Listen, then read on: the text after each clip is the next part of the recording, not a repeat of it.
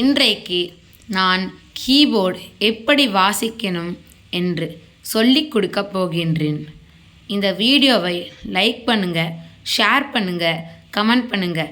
மறக்காமல் நம்ம சேனலை சப்ஸ்கிரைப் பண்ணிவிட்டு பெல் ஐக்கானை கிளிக் பண்ணிவிடுங்க.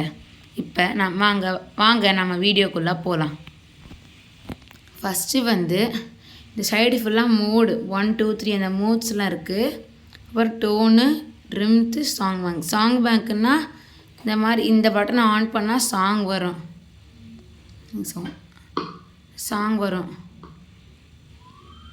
பார்த்தீங்களா? சாங் வருது பார்த்தீங்களா? இந்த மாதிரி சாங் வரும். அடுத்து ரிம்த்துன்னா கிளப் பாப் அந்த மாதிரி நிறைய ரிம்த் இருக்குது. இந்த மாதிரி சவுண்டு வரதெல்லாம் மியூசிக் சவுண்ட்ஸ். இப்போ டோனுன்னா இப்போ நான் சரளி வரிசை தான் இந்த வீடியோவில் போடலான்னு இருந்தேன். ஆனால் உங்களுக்கு இன்ட்ரொடக்ஷன் காட்டணும்னு சொல்லி இப்போ நான் சரளி வரிசை வாசிக்கிற மாதிரி அந்த மோட் 19 ஹார்மிகா பேர் பாருங்கள்.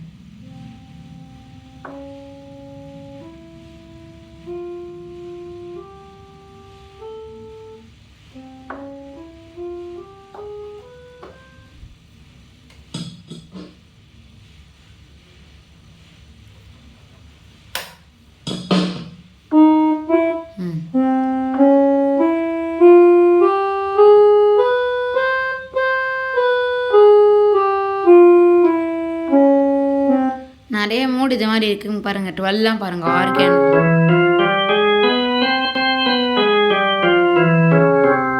அடுத்து இங்கே பாருங்கள் 99 செம்மையாக இருக்கும்.